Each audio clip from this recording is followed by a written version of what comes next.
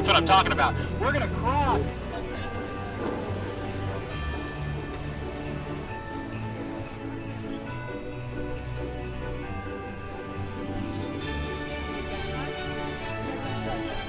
Have the music going and Santa and his sleigh. Next door, I think done up even joinder. They have their own sign saying Merry Christmas at the Vitalis.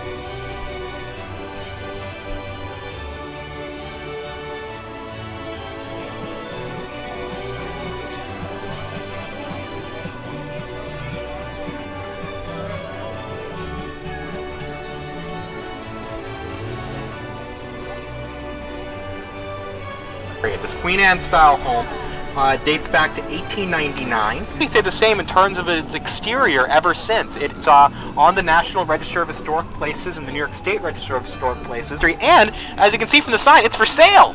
$4.6 million. You too can take a piece of Dyker Heights history home with this 7-bedroom, 3-bathroom house.